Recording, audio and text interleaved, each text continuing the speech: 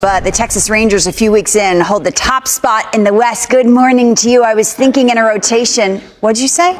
Rangers to win the division. I know, but they're not your team. They're not America's team, fair. as That's you would fair. say. That's also fair. true, yeah. In a rotation with Jacob deGrom and Nate Eovaldi, last night's starter needs his flowers. Tyler Mahle, Bruce Bochy kept talking about his poise, right? 2 for 22 sounds good. Good morning. Good morning, Lauren. Tyler Mahle, in so many ways, might be working his way to the All-Star game with the way that he's pitching so far this season. 4 outstanding starts for the Texas Rangers, right there alongside Nate Eovaldi as one of the most dependable arms in Bruce Bochy's rotation. Maybe a bit of a different repertoire than he had last year, perhaps going to the cutter a little more often. But Lauren, this is a story of health. Of course, he missed almost all of last year recovering from surgery, and it was a really smart decision by Chris Young, Ross Fenstermaker, Josh Boyd, the Ranger front office group, to sign him to that 2-year, $22 million deal that you referenced.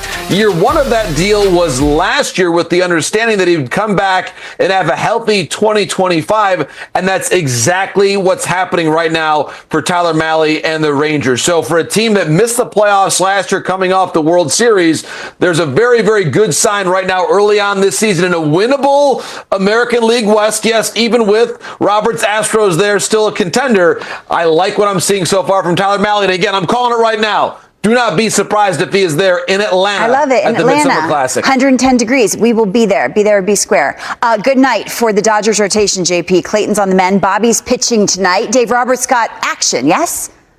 He does. And let's start with Bobby Miller. Certainly, he's someone that has shown a lot of promise. He was starting postseason games for the Dodgers back in 2023.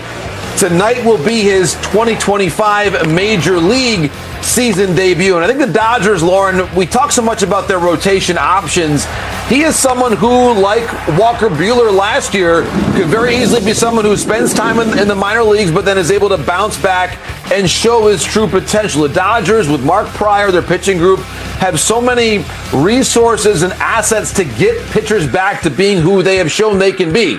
And now Bobby Miller can certainly do that. You see, of course, Blake Snell, someone that will still come back up from the IL. Now, Clayton Kershaw, I love this. MILB.com. For all of our listeners, viewers who love minor league baseball, you can watch his start for OKC at the top of the hour, 12 p.m.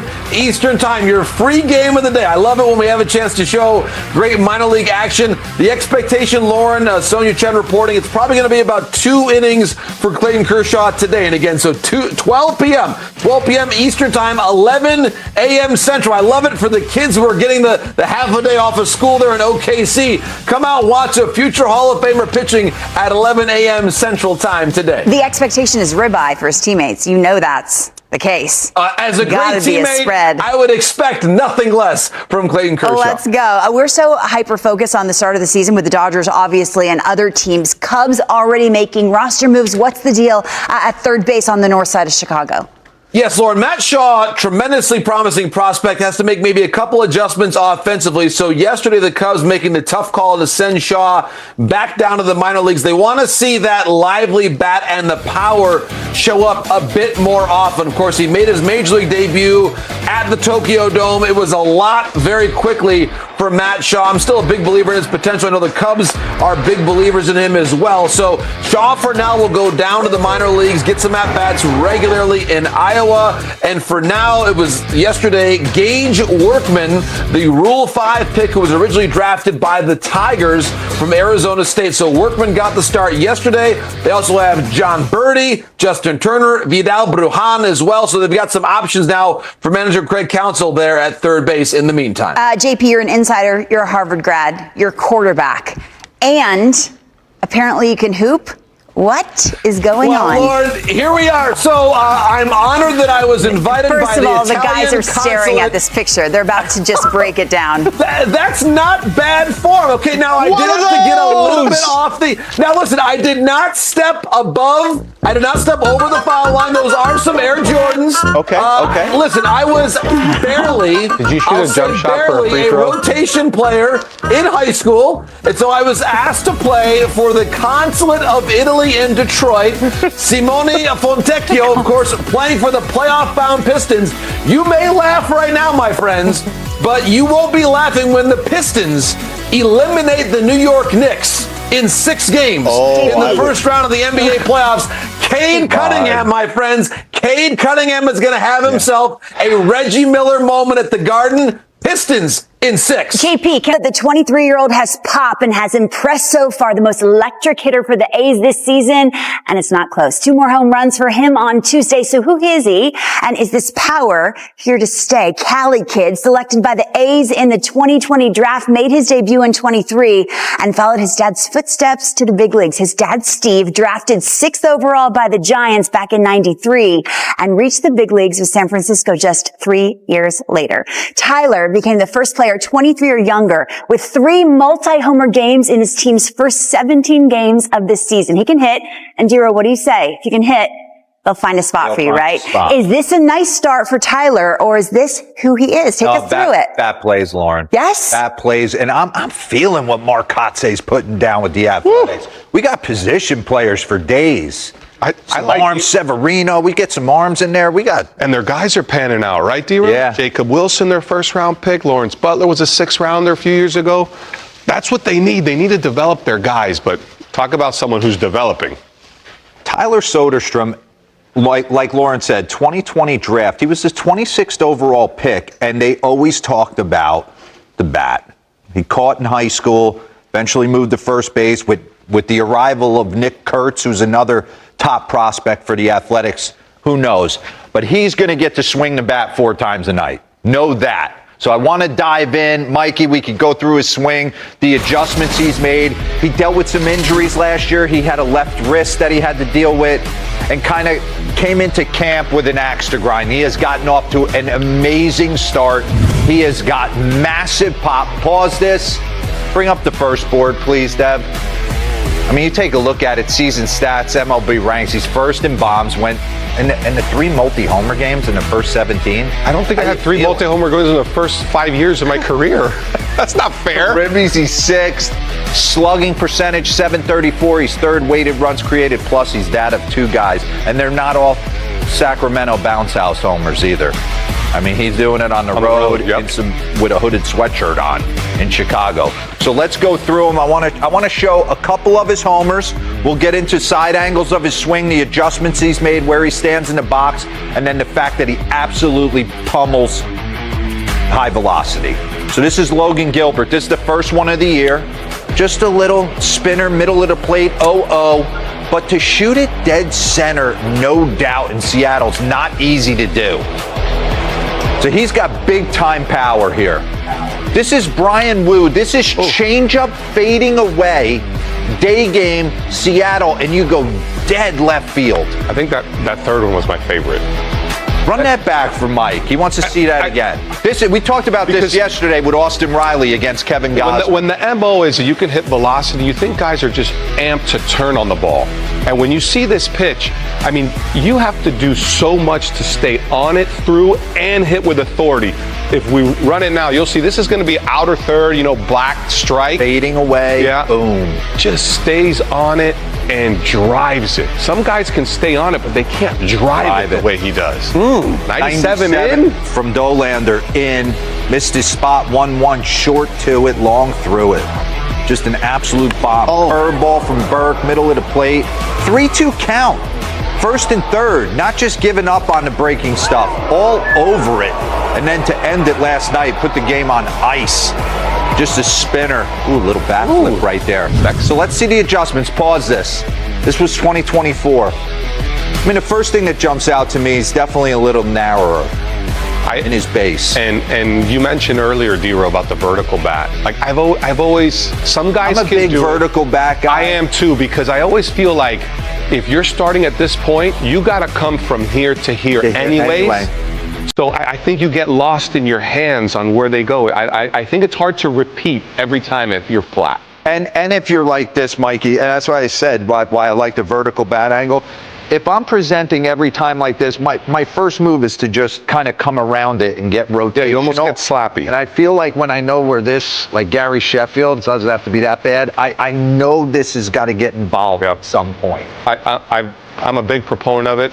But you could see this is a studied change. This is something that, he went into whatever, the lab, and said, let's see what works. So run this slow. Let's see if he does anything different with his hands.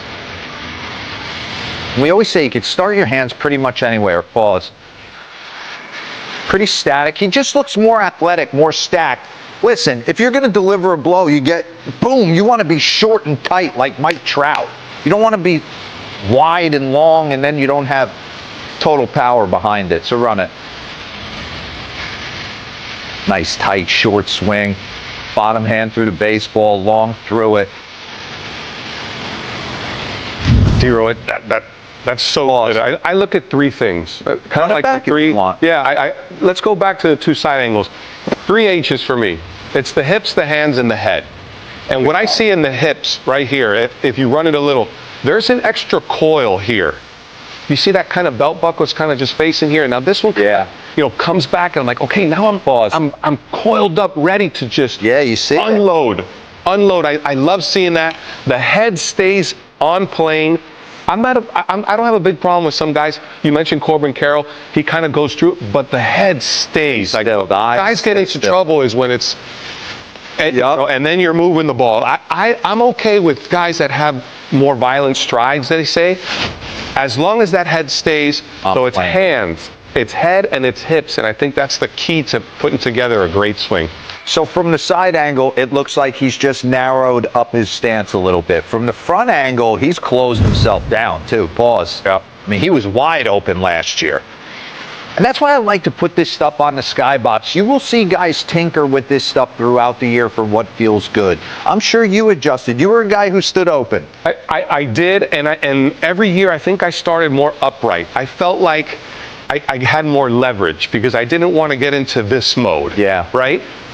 As the year played on, I think sometimes I got a little leaky, and I had that negative head movement. So my goal was always, where can I put myself in a position to see the ball? I felt like my swing was pretty good, but I wanted to be able to recognize the pitch early. So I think at times I kind of crouched a little more athletic to eliminate so much head movement. For me, the head movement was key because it allowed me to pick up the ball. If I pick it up one click earlier, that's the difference sometimes between getting beat by the fastball or being out in front on a curveball or a changeup or barreling it up for a base hit. Yeah. All right, bring up his stance metrics boards. I love this. We just did this with Corbin Carroll. Yeah, this is really cool. This is great stuff.